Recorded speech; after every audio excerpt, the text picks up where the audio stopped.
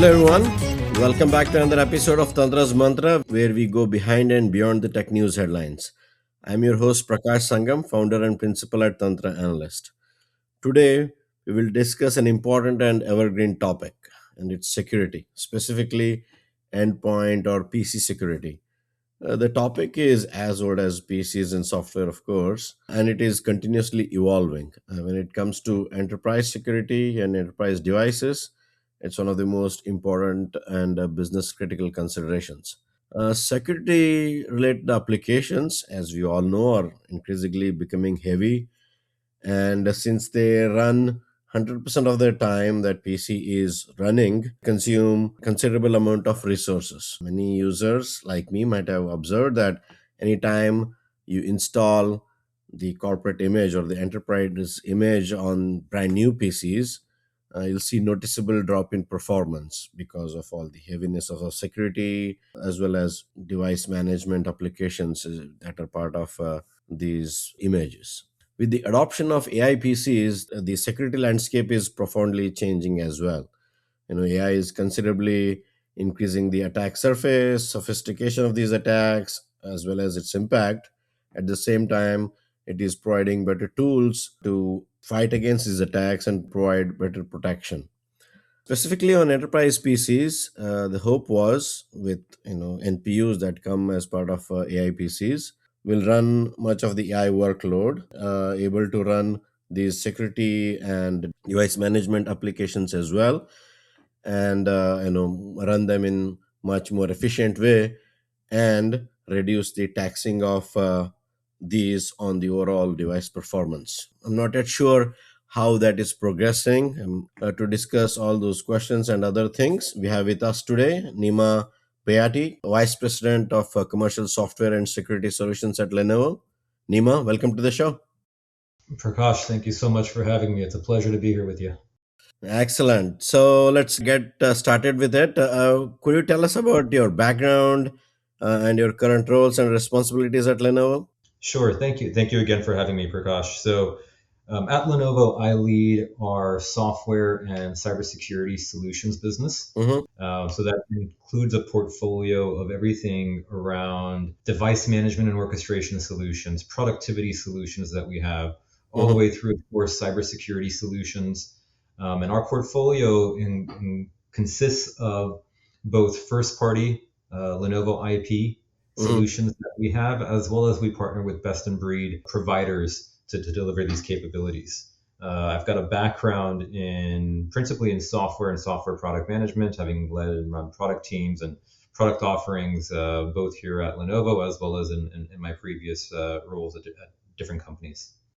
Excellent. So, as I mentioned, the device and endpoint security landscape is continuously changing, especially with the proliferation of AI. Could you tell us how it's been and what are the things that are keeping you awake at night? Yeah, absolutely. And it's a great question, right? I mean, I think what's happened is we're now in an era where the endpoint is the most valuable asset. Mm-hmm. When we and really, it's let me caveat that or nuance that answer a little bit. Sure. Data is the most valuable asset, but it resides at the endpoint. Of course. And Yep. we really saw this transition happen coming through and out of the pandemic, where we had workers working remotely, Mhm. moving into a hybrid era of working. Mhm. And especially now when you have hybrid cloud environments, hybrid AI environments, Mhm. really the endpoint is that most valuable asset. Yep. Now, what AI is doing with this, right? AI has a tremendous amount of capabilities and benefits that it can bring to market, right? When we look at Mhm. the value add and the benefits that AI has in things, for example, or in health, Mhm. around being able to leverage artificial intelligence to look at radiological images, to be able to help with early detection of cancer, to be able to help with pharmaceutical research, to help in financial analysis. Mhm. Obviously, tremendous amount of benefits with AI. Yep. But what it's also doing is just like with everything that's good in life, there's a flip side, right? There's that double-edged sword. Yep. And so what it's doing is it's expanding the attack surface, really in both directions. Mhm. We're seeing adversaries weaponizing AI. Mm-hmm. And they're weaponizing it by being able to accelerate reconnaissance, Mm-hmm. right? Things that were pretty intensive a couple of years ago to be able to do reconnaissance against a target. Mm-hmm. Adversaries are now using AI to accelerate that process. They're being able to help use or using AI to be able to help develop exploits. Mm-hmm. Social engineering, Yeah. a huge area of advancement that adversaries are taking with AI. Yeah. Right? I mean, we can all remember a couple of years ago, even getting these phishing emails that had poor grammar. They looked like they were put together, on the fly. To now, you can use AI to craft a really, really professional looking email, for example, and be able to use that in a phishing campaign. Mm-hmm. So being able to use AI for social engineering. And what we're also seeing is the proliferation of these AI agents, things like browser extensions, MCP servers, non-binary software on endpoints is creating an entirely new class of ungoverned software Yep. that traditional security solutions can't see. And so this is why it's becoming critically important, especially at the endpoint, especially when we talk about detection and response, Mm-hmm. and making sure that we're using best in breed AI to be able to detect and respond, and in many cases to help us remediate those types of attacks. Now, when we look even below the operating system layer, right? When Mm-hmm. we look at below the software layer and we look at things like firmware and hardware, Yeah. we know again, one doesn't need to look very far in any area of the news, whether it's today or 3 years ago or 4 or 5 years ago, coming out of the pandemic or going through the pandemic. We know the global supply chain is incredibly, incredibly complex Yeah. and incredibly interconnected. And so when we talk about things around firmware and hardware tampering, these also become a critical area of focus, and an area where we at Lenovo are especially leaning into. Uh-huh. Yeah, yeah, of course. And could you tell us how Lenovo is dealing with this? Not only traditional, but also the enhanced security challenges that AI is posing. Yeah, so we built our ThinkShield platform, and our ThinkShield Lenovo ThinkShield is our cybersecurity platform for our devices. Mm-hmm. Now, outside of having very stringent and kind of leading best practices when it comes to our supply chain, Mm-hmm. we're Gartner top 10 recognized global supply chain.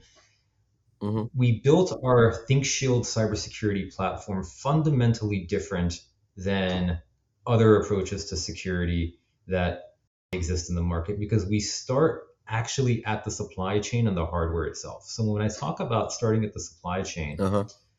we've partnered, for example, with Intel to build Lenovo Build Assure, Mm-hmm. or Lenovo ThinkShield Build Assure, Okay. being able to provide customers a view into the components that are actually in that device, the physical components that are in the device, Mm-hmm. so that when an IT professional, for example, at the end customer is getting that device and is going to now provision it to the user, Mm-hmm.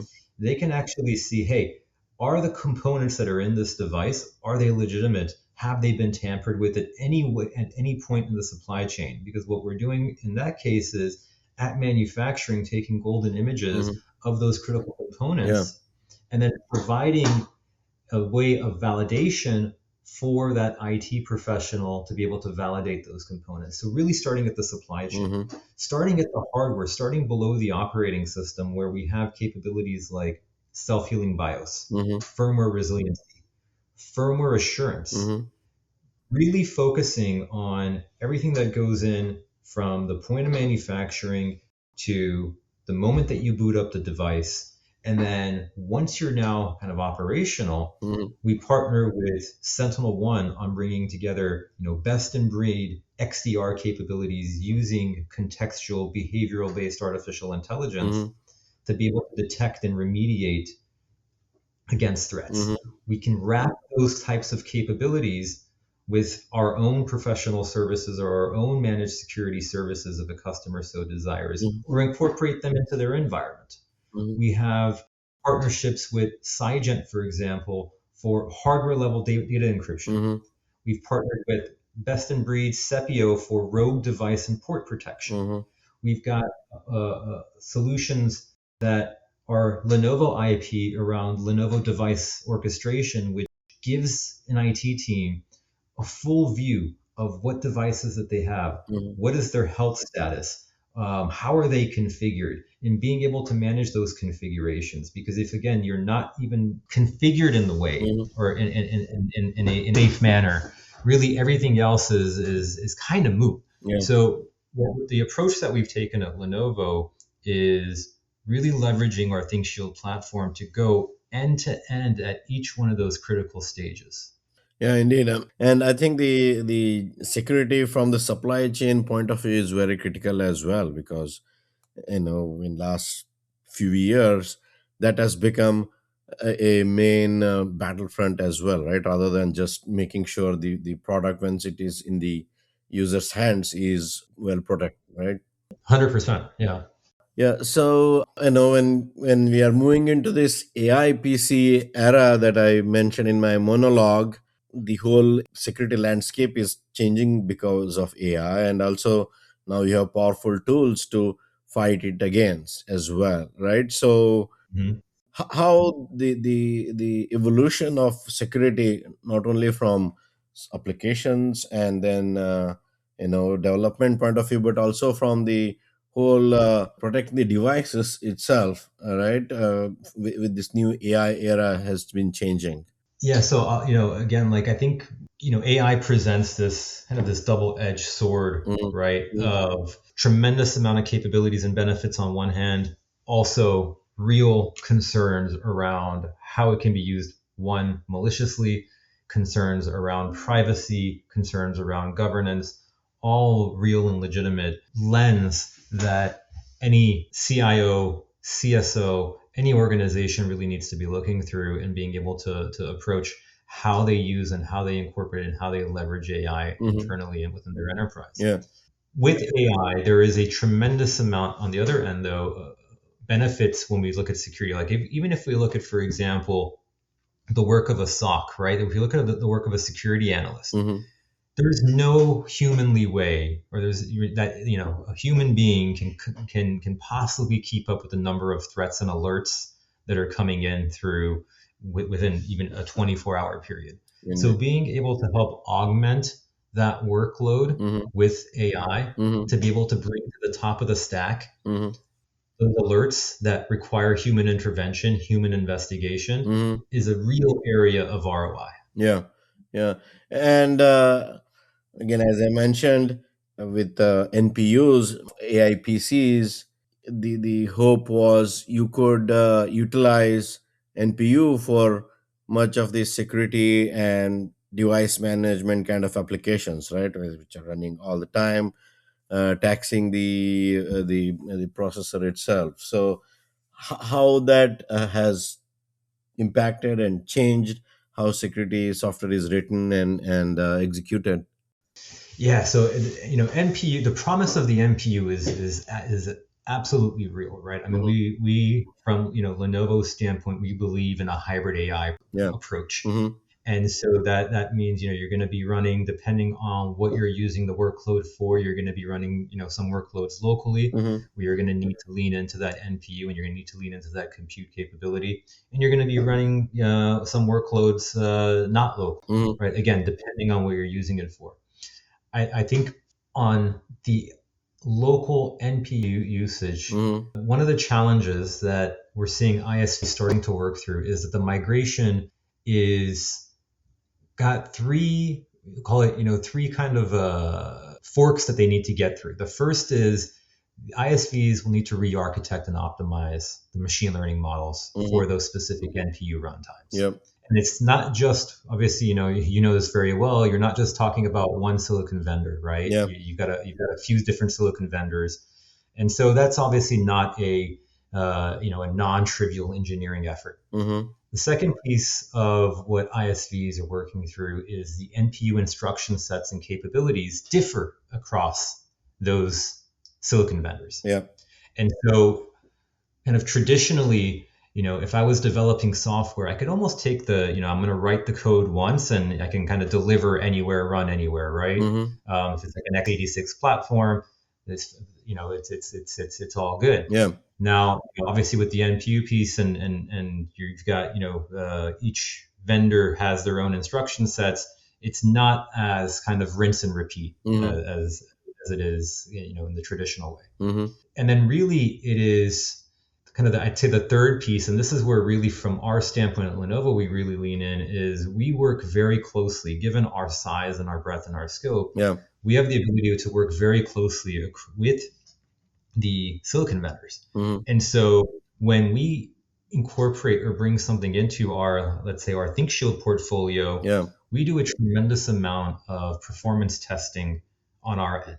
Mm-hmm. And so one of the areas, and you mentioned it, right, is the is battery performance, Yeah.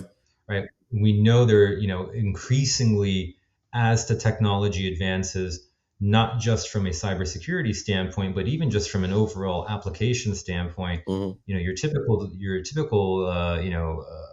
PC now has a myriad of different applications running on it. Some of those applications are running in the background, some are not, but it's a workload that's being put on that device. Yeah. And so again, from our standpoint, we do a lot of testing and a lot of work with the ISVs who we partner with Mm-hmm. to make sure that we're optimizing performance when it comes to a Lenovo device. Very well. And as you put it, so there's basically the app developers and the security software developers, and you as the providers, putting all this together on the PC, and the CIOs, IT managers, and others who manage it, right? So Mhm. I think the realization of the importance of NPU on these key stakeholders, is it universal? All of them realize the importance of NPU, or there is still room for teaching some of the folks on either the importance or how to do it, or what is the level of, I guess, the awareness and the urgency across these stakeholders? Yeah, that's a really great question, Prakash. And I'd say it's kind of a mixed bag. Uh-huh. And I say mixed bag in the sense that if you were to ask me this question a couple of years ago, I'd say that there was a less sense of urgency, Mm-hmm. uh, a far less sense of urgency from the ISV world in general. Mm-hmm. I think today that sense of urgency is being driven much more, and it goes ultimately back to business model, or it goes back to business considerations, Uh-huh. right? I mean, if let's take endpoint detection and response as an example. Mm-hmm. you know Traditionally, if I was an EDR vendor, Mm-hmm. my competitive talking points are going to be around my efficacy, time to detection, time to remediation, how well I do detection. Uh-huh. And increasingly, what we're seeing and what we've been seeing is that IT teams are looking at performance and the workload burden that these applications are putting onto that endpoint device. Because again, what we just were talking about, your endpoint device today being the most critical asset is running a tremendous number of applications just in the background on it. Mm-hmm. Never mind what the actual user is doing, working with, PowerPoint and browser based applications and et cetera, et cetera. Mm-hmm. And so increasingly buying this part of the buying conversation Mm-hmm. has been shifting to Mm-hmm. performance in terms of what's my battery life performance like? Yeah. What is the performance degradation or potential performance degradation that this application can have on my device? Uh-huh. And so I think ISVs have increasingly been waking up to this because customers are increasingly driving it as a top of mind conversation. Uh-huh. Yeah. And talking to some of the ISVs, the security ISVs, that is, I did realize the business aspect and considerations that you mentioned. Their differentiation or claim to fame, if you will, was more on how good of a security software it is in terms of protection and so on. Hmm. Although the battery life and performance impact of running these were considerations, but they're not the top of the line for them, and more importantly, they were not evaluated based on battery performance, for example, of these applications on a device. So they said, moving these applications to NPU is a lot of work. Of course, it is, as you mentioned, especially with different SOCs and so on. But at the same time, this additional work is not bringing in any additional revenue, because it is the same security software and the same protection that they are providing, and they are held against in terms of performance, right? So I saw there's kind of a challenge in terms of making it a priority across the board. I think making sure the end users and the CIOs and the IT managers understand the importance is critical in that sense. So do you seeing that as a challenge as such, or it's not? Um, I do. I mean, I think again, it goes back to what we were just talking about of how are these ISVs being measured, Yeah.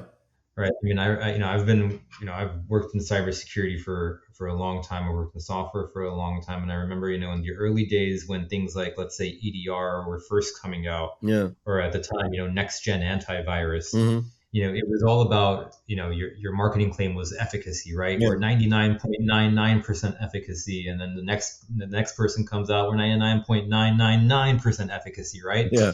But now where you're in a place where roughly speaking, Hmm. you've got a couple of clear leaders in each of these markets. Hmm. Um, Areas of differentiation really start to come down to, okay, well, how well is performance? Yep. How well does it work with productivity in my environment? I mean, none of us like to be sitting in front of a device and be in the middle of doing some work, and all of a sudden, something freezes or applications freeze, or an update gets pushed out by the software vendor unbeknownst to anybody else, and it brings down entire systems. Hmm. And so those types of things increasingly are top of mind. Okay.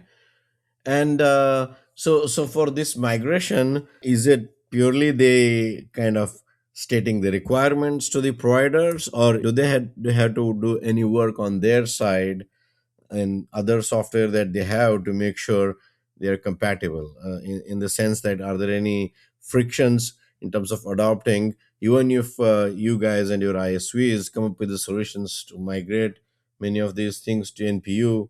Are there any issues that the enterprise themselves have to work on before this transition happens? Yeah. So again, I think it's a team effort. Yeah. So on one hand, it's the customers, the users, and really we're seeing increasingly one of the things that is happening in the software world is software decisions Mm-hmm. are moving out of being made solely by, let's say, the CIO's office Mm-hmm. to being made by department heads and functional groups, Okay. especially in an era where we have rapidly changing requirements. I will say in general, Mm-hmm. cybersecurity, I would say, is the caveat to that, where cybersecurity is coming, obviously, from it's a corporate or corporate based decision. You have uniformity in your environment, Yeah. but you work with an engineering department or an engineering team inside of an organization, and they've got a set of requirements that are going to be vastly different than, for example, the finance team or the HR team. Mm-hmm. And so we, on our end, we spend a tremendous amount of time with our customers, really getting to understand our customers, Mm-hmm.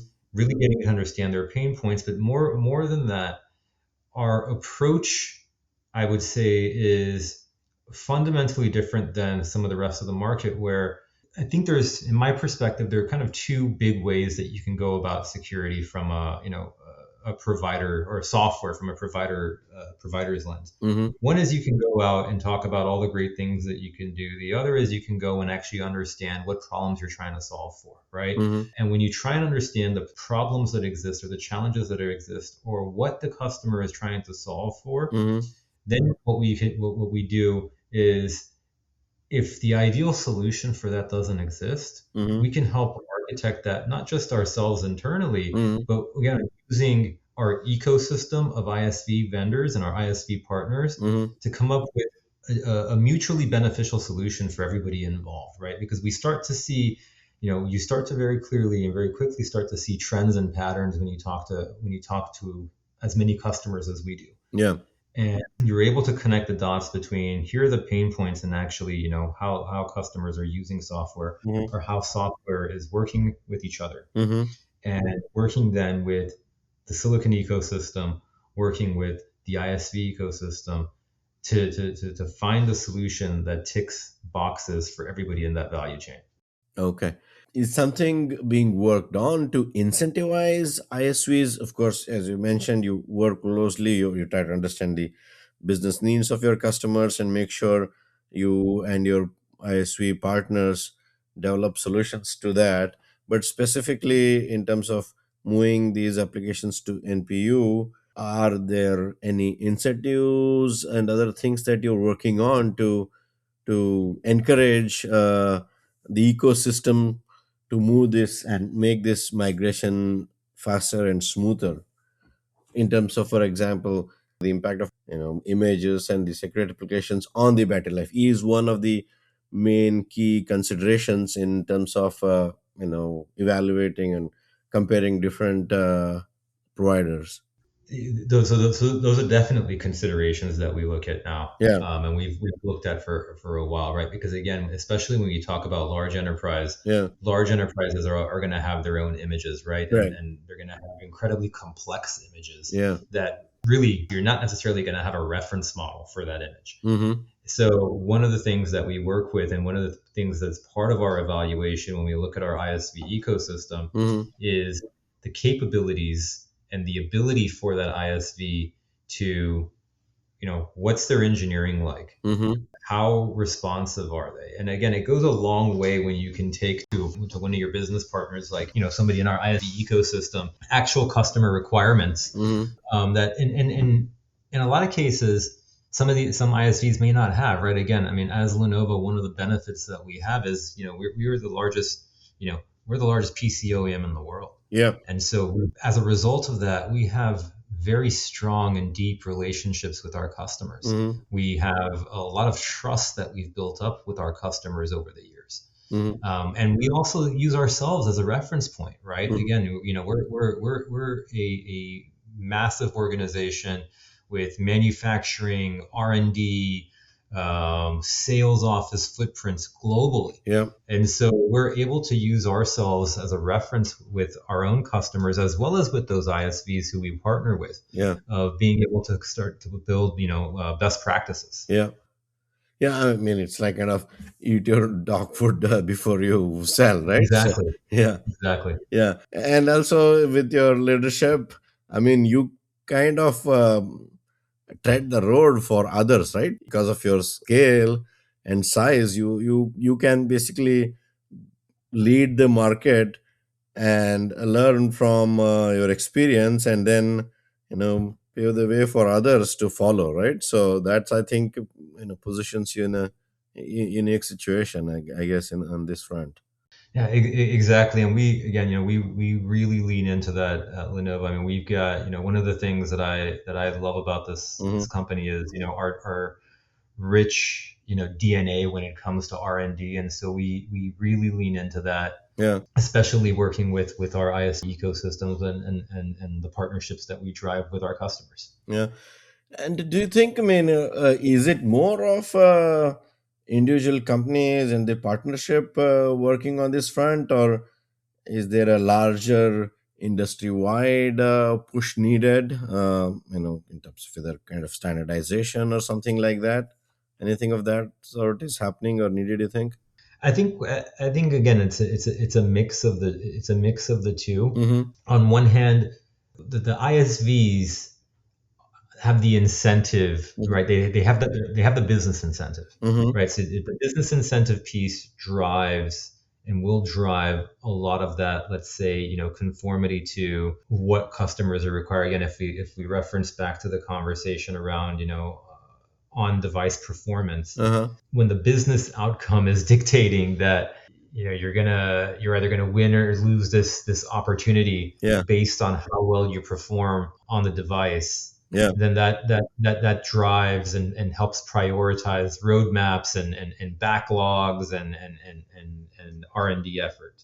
Yeah. The other side of it is, Mm-hmm. there's what you were mentioning about, standardization or standards based, and I think that there's definitely, areas in where, like, you drive for those that standardization of those standards. Yeah. And I think, like, if you look at, for example, in security, Yeah. looking at the NIST standards as an example, right? I Uh-huh. think that's an area where, we have a lot of conversations with customers around, and it's, everybody's, by and large, most customers, regardless of, really where you are in the world, are talking about, NIST standards. Mm-hmm. And so that is an area where there's been a tremendous amount of, to go back to what you mentioned, call it, for lack of a better phrase, help in standardizing Mm-hmm. the efficacy of these products. Yeah. And also, like you pointed out, I mean, there are different architectures. All NPUs are different, right? The one from Right. uh, Intel is different from AMD and from, say, Qualcomm, for example, right? So, Right. driving something common across these, I think that's where standards could play a key role.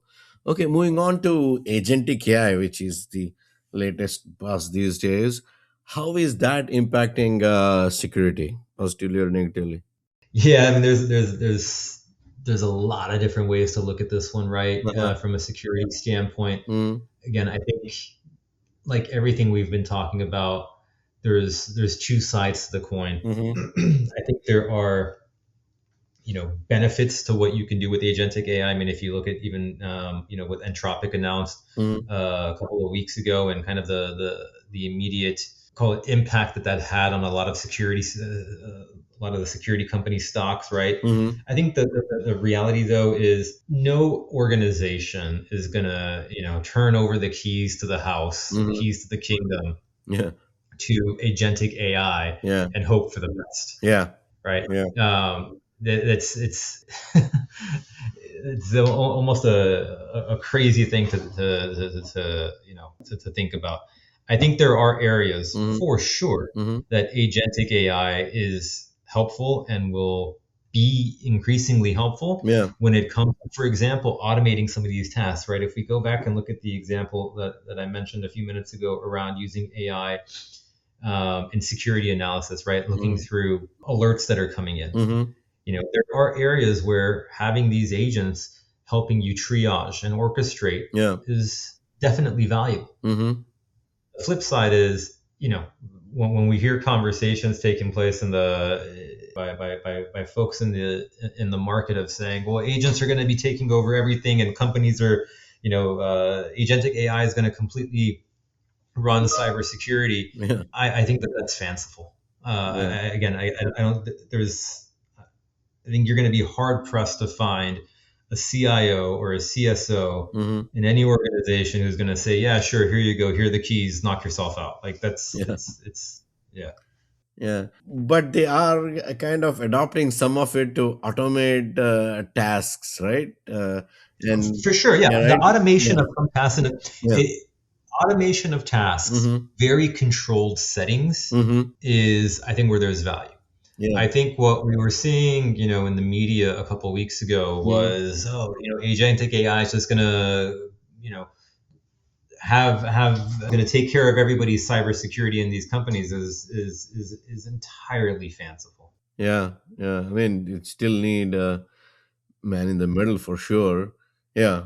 Yeah. You absolutely need the human intervention. You absolutely need controls. You absolutely need layers of defense, even to turn over your own personal environment. I mean, we saw, well, it was in the news a couple of weeks ago. Uh-huh. I won't name names or whatever, but it was, obviously out in the media, Uh-huh. that someone inside of an organization gave, one of these agentic tools access to their system, and it started deleting all their emails. Yeah.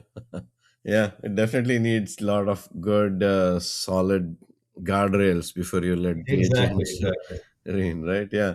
And some of the things I see is the response time can be much faster if you utilize agents in a better way. Yes. For example, the time something is identified, before action takes place, that I think there's a lot of scope to employ agents, not depending on people, but automated engines doing it, of course, with the supervision of the humans. Yes. So, any other key things that you can talk about in terms of trends and how things are changing, moving, evolving on the security space? Yeah, I mean, again, I think right now it's all about AI privacy, AI governance. Yeah. I mean, we've been talking about for years how, data is the new oil, right? Or data is the new gold or whatever, however you want to say it. Mm-hmm. AI obviously needs data and it needs a lot of data. Yeah. And so I think one of the primary conversations that I've been having as of late when I'm speaking to organizations is around AI privacy, AI governance, and really around kind of what, again, going back to what we've been talking about here for the better part of half an hour, of how can I use AI to improve my posture, Mm-hmm. use it for detection and response, Mm-hmm. but also where can I use it for things like management and orchestration of my devices, Okay. management and orchestration of my environment. Mm-hmm. And I think increasingly that's going to become something, or that's going to be an area where organizations are going to be leaning more into, Mm-hmm. is how can I use AI, Mm-hmm. not just kind of in the, I'm going to say kind of in the air quotes of the traditional sense of, where we've been kind of leaning into it from a security standpoint Mm-hmm. around automating detection and remediation, but also being able to use it for management and orchestration of the device, management and orchestration of the endpoint. Okay. Security is such a fascinating subject, right? We can keep talking all day, but still have a lot of questions unanswered. It's the last one for you for the day. Again, going back to my pet peeve about moving these things to NPU. When do you think we would be at a state saying, "Hey, we are moved over. We are utilizing NPUs for security in the best way possible." A large part of the industry has moved to that stage. Any, and if you brought your crystal ball today to the conversation, when do you think we'll be at that point in terms of timelines? Yeah, so I think, again, going back and looking at kind of those challenges, Mm-hmm. of what ISVs need to work through. Mm-hmm. I think the hardware is, let's call it, hardware readiness is there, right? I mean, Yeah. Lenovo is, we're a leader in AIPCs. Yeah. So we're, people are already shipping and running 40 plus tops NPUs, Mm-hmm. right? We saw at CES earlier this year, 50, 80 tops. Yep. It's really the software utilization piece. And I think what we're going to start to see is, especially as you've got Mm-hmm. these, this level of compute capability on the endpoint, Mm-hmm. you're going to start getting to a place where inference, especially security inference, Mm-hmm. I'd say, in the nearer term, is Mm-hmm. going to be moving to, leveraging NPU. I Okay. think as you look out kind of midterm and longer term, Mm-hmm. it's going to start to trickle down into, other types of applications. Generally, and, you and I have, been talking about this now. Mm-hmm. Security kind of leads the tip of the spear in terms of how, these types of technological capabilities are used, and then others start to follow. Okay. All right. So now we are in for like a few years, I'm assuming, if I can paraphrase your answer. I think it's going to be a staged approach, right? I Okay. mean, I think it, I always am reticent to give year timelines, just because at the pace and rate everything is moving. It's like the weatherman who tells you, hey, it's going to rain in 2 days and it's sunny. Yeah. I think if anybody come gives predictions on especially anything beyond 12 months, I think that's kind of finger in the air trying to see which way the wind blows. But I do think near term, let's say within the next year, I think we're going to start to see a lot more of the security applications start to really lean into NPU utilization. Perfect. That's a great point to stop. Thank you very much for all of your insight. This has been a great discussion. Thanks for having me. Always a pleasure speaking with you. So, folks, that's all we have for now. Hope you found this discussion informative and useful. If so, please hit like and subscribe to the podcast on whatever platform you are listening this on. I'll be back soon with another episode, putting light on another interesting tech subject. Bye bye for now.